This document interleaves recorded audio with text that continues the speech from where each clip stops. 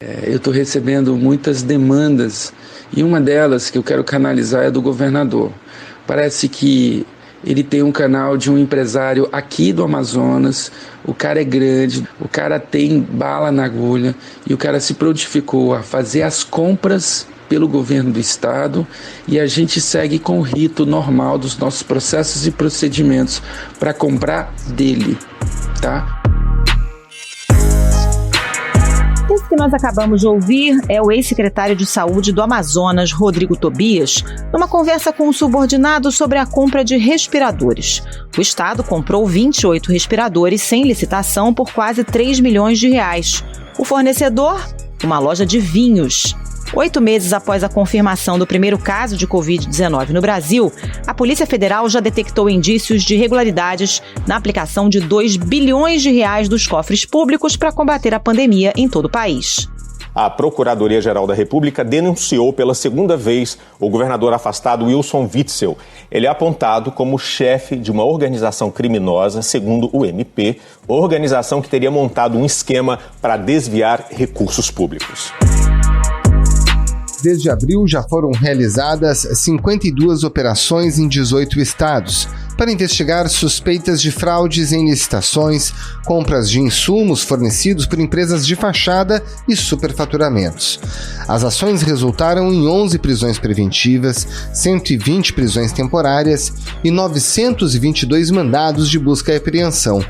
Mesmo assim, há indícios de que os desvios continuam. Por exemplo, em Roraima, num esquema que seria comandado pelo senador Chico Rodrigues, aquele do dinheiro na cueca. Os investigadores afirmam que Chico Rodrigues liderava o esquema que desviava recursos da pandemia destinados a Roraima. No relatório, a Polícia Federal diz que o senador Chico Rodrigues atuava como se fosse um gestor paralelo da Secretaria de Saúde aqui de Roraima, cobrando a liberação do dinheiro de emendas parlamentares para o pagamento a empresas investigadas nesse esquema. Como atuam as quadrilhas, existe ligação entre os grupos que agem nos estados? Como os investigadores conseguiram desarticular os esquemas? E há outras investigações em andamento? Esses são os temas do Ao Ponto desta segunda-feira. Eu sou o Roberto Maltic, estou com a Carolina Moran e nesse episódio a gente conversa com os repórteres Aguirre Talento, da sucursal de Brasília, e João Paulo Sacconi. Fique com a gente.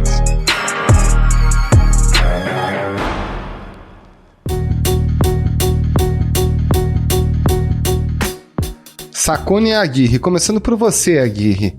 A gente fala de contratos da ordem de 2 bilhões de reais que foram alvo de investigação e que levantaram as suspeitas ou mesmo a confirmação de irregularidades.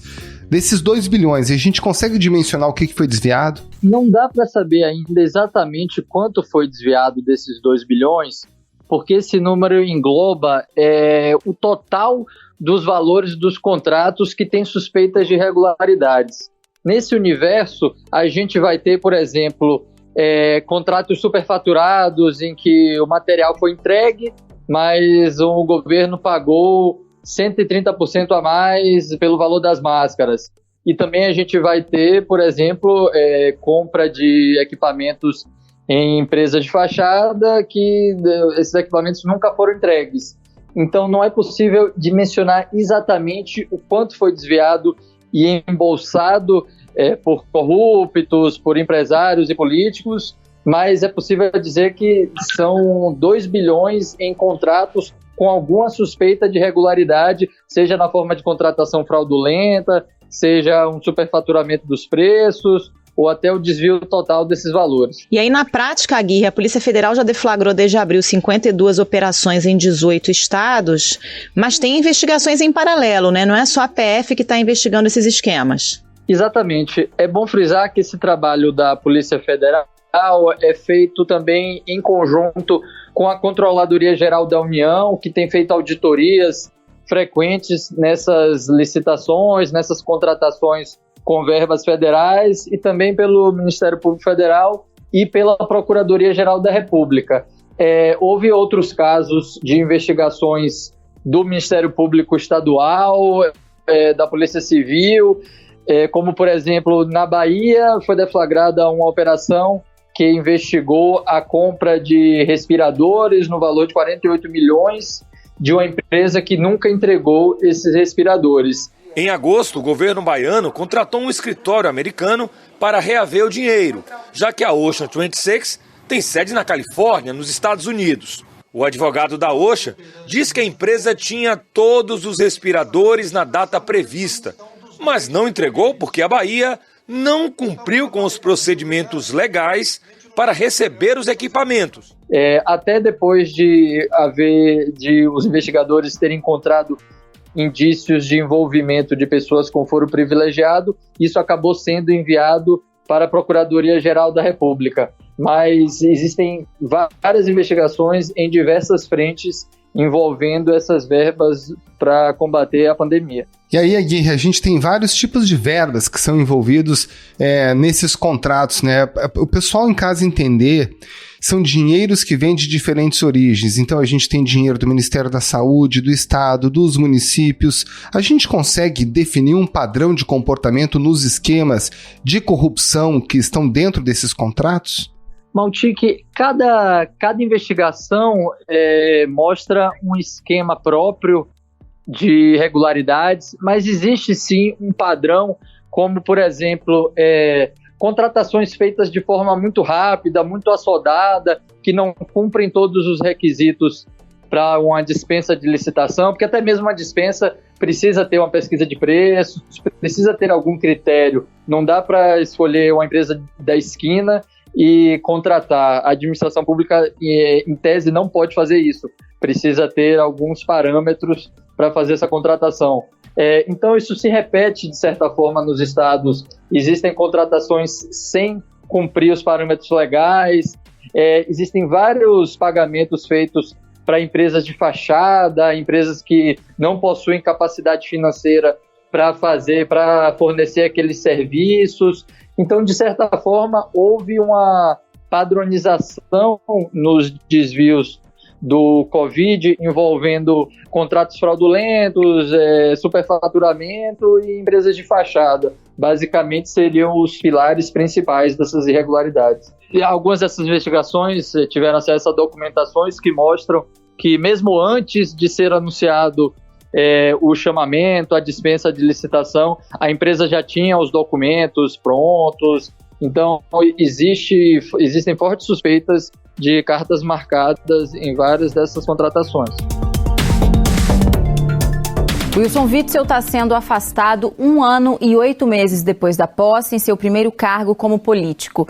O ex-juiz, que se tornou governador do Rio, foi eleito como uma esperança no combate à corrupção. Aguirre, vamos citar aqui alguns exemplos. Acho que o mais emblemático é o caso do estado do Rio, que acabou inclusive com o afastamento do governador Wilson Witzel. E tem o caso do Amazonas, que é um negócio esquisitíssimo, né? O governo estadual comprou 28 respiradores de uma loja de vinhos, que aí pagou para uma outra empresa que comercializa os equipamentos e tudo superfaturado. Um negócio bem estranho, né? Exatamente. O caso do governador Wilson Witzel representa o maior montante de possíveis irregularidades encontradas pela Polícia Federal, porque envolve contratos da ordem de 835 milhões para a gestão de 7 hospitais de campanha. A Polícia Federal e a Procuradoria-Geral da República encontraram vários indícios de que esses contratos foram direcionados para uma instituição social chamada de IABAS, que já havia tido problemas no fornecimento de serviços de gestão para o governo do estado, havia sido desclassificada e, de certa forma, o governo encontrou uma artimanha para novamente contratar a IABAS no auge da pandemia e entregar para essa organização a gestão dos hospitais de campanha. Mas o caso do Amazonas é muito emblemático também, porque foi feita uma aquisição com a empresa que originalmente seria uma loja de vinhos, e essa empresa contratada sem licitação, em tese teria vendido respiradores para o governo do Amazonas. Essa empresa recebeu dinheiro, foi lá e comprou de outra empresa que de fato fornecia os respiradores, e aí eles repassaram os respiradores, só que a um preço muito maior do que se o governo do Amazonas tivesse comprado diretamente da empresa que vende os respiradores. A Polícia Federal diz que houve uma triangulação. O governo do estado encomendou os respiradores da loja de vinhos, que por sua vez, segundo a PF, comprou da Sonoar, que comercializa os equipamentos. A FJAP, então, repassou os respiradores para o governo do Amazonas, com superfaturamento de 133%.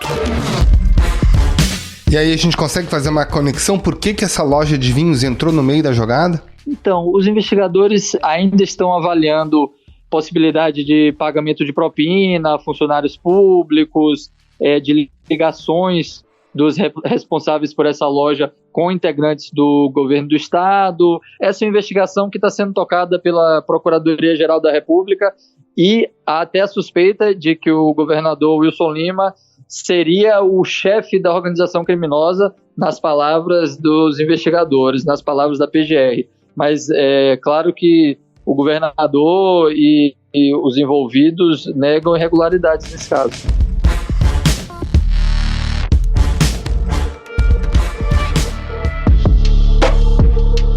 Agora, Saconi, tem outros exemplos aí também, um bem recente, que é o do senador Chico Rodrigues, né, encontrado com dinheiro na cueca. Era dinheiro também, segundo a Polícia Federal, de desvio de dinheiro do combate à Covid. Super recente, né?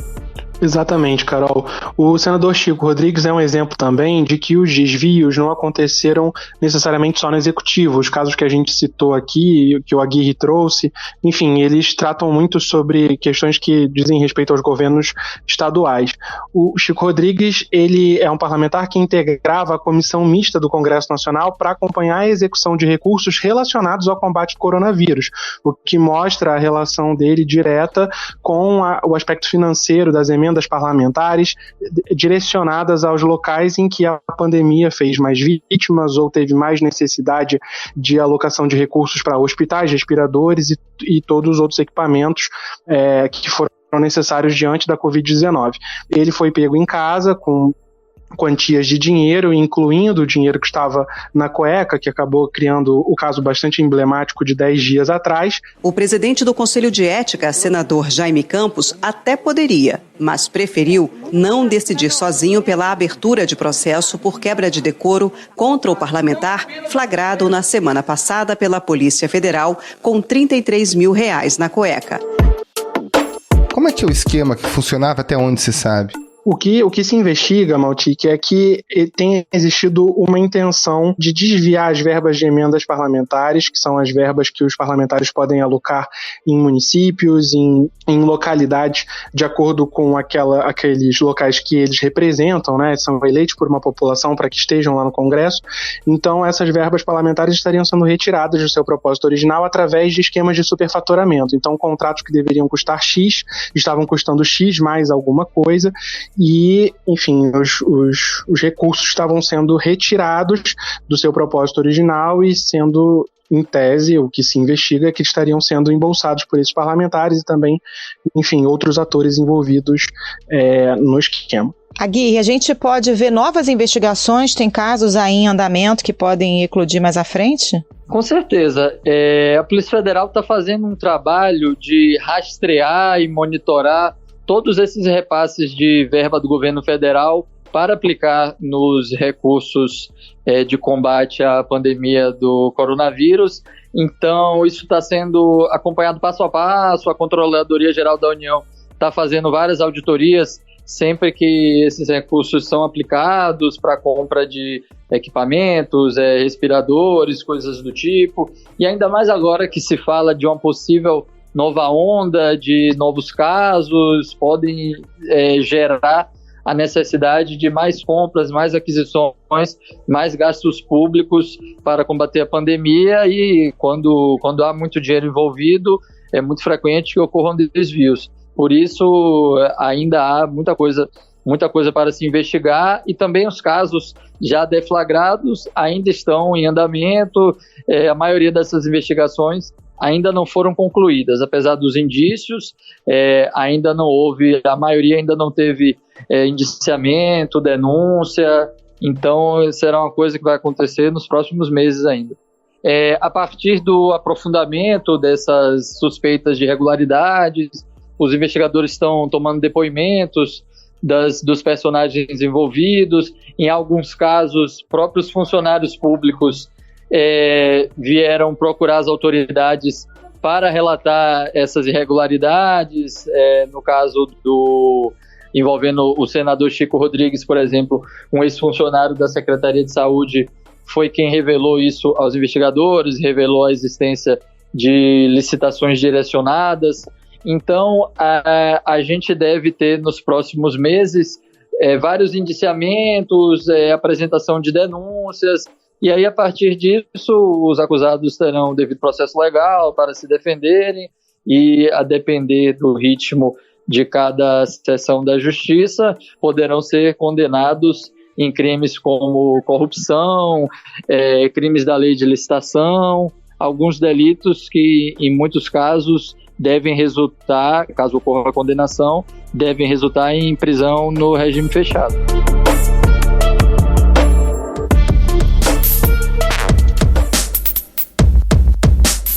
Aguirre, antigamente demorava-se muito tempo, às vezes anos, depois da assinatura dos contratos, para que a Polícia Federal entrasse nos casos, o Ministério Público conseguisse investigar e eventualmente prender os envolvidos nos desvios, na corrupção. A própria Lava Jato olhou para casos muito antigos até descobrir os desvios bilionários na Petrobras. O que mudou agora que é possível alcançar esses grupos criminosos praticamente em tempo real? Maltic, os órgãos de controle se fortaleceram muito nos últimos anos, tanto a Polícia Federal, o Ministério Público Federal e a própria CGU, e tudo isso facilitou muito que esse trabalho, no caso dos gastos do Covid, fosse, de certa forma, preventivo. Não chega a ser tão preventivo, porque os valores acabaram sendo aplicados, mas foi muito rápido a constatação de irregularidades envolvendo esses valores. A CGU, por exemplo, tem um sistema de análise de licitações que funciona de certa forma automatizada. Eles usam um programa de computador para cruzar certos critérios da aquisição de itens, analisando fatores como preço, como critérios da licitação.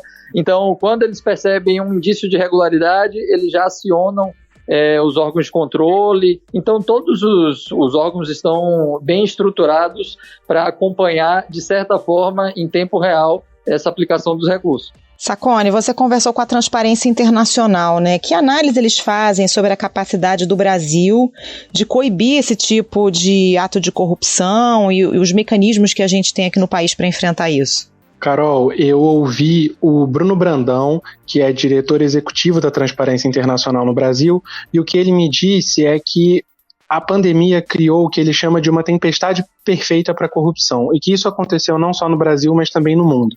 A justificativa para isso é porque nunca se gastou tantos recursos públicos em tão pouco tempo, dada a emergência sanitária e financeira que os países atravessam, e ao mesmo tempo nunca se relaxaram tanto os mecanismos de controle, uma vez que isso foi feito de maneira justificável para permitir uma resposta rápida à pandemia.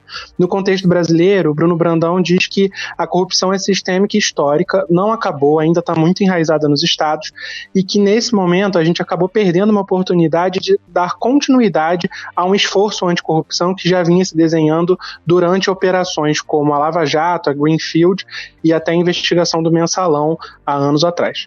Nós temos que mudar as condições que geram essa corrupção sistêmica, e a pandemia apenas mostrou que ela está muito viva e muito enraizada ainda em todas as instâncias de governo. O Delfim Aziz, hospital público de referência de Manaus, chegou ao limite da capacidade por causa do coronavírus na última sexta-feira. 69 leitos, todos ocupados. Agora, Aguirre, o que é muito lamentável nisso tudo, além do desvio do dinheiro público, é que esses recursos foram desviados na hora que eles eram mais necessários. A gente lembra que os desvios no Amazonas, por exemplo, foram identificados ao mesmo tempo que a população praticamente estava sem atendimento pela falta de infraestrutura de atendimento de respiradores e de leitos de UTI, né? Exatamente. O estado do Amazonas foi um dos estados onde a rede de saúde praticamente entrou em colapso. A gente viu cenas de hospitais muito lotados, foi um dos estados onde a crise do coronavírus chegou a níveis muito alarmantes. E é justamente onde ocorreu um dos casos mais simbólicos, que foi essa compra de respiradores em uma loja de vinhos, né? É um panorama muito sombrio se a gente comparar o cenário que a gente via no noticiário e um gasto público feito dessa forma. Aguirre Talento, João Paulo Sacconi, muito obrigada pela participação aqui no Ao Ponto. Até a próxima, gente. Valeu, Sacconi, valeu, Aguirre, um abraço. Muito obrigado, eu que agradeço. Até mais. Obrigado a todos vocês e aos ouvintes do Ao Ponto.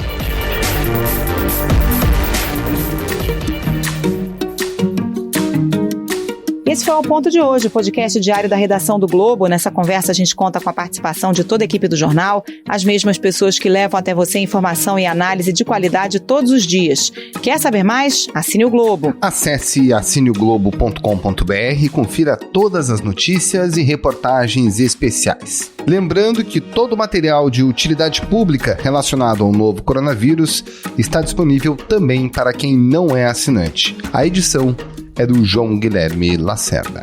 Tchau. Até mais.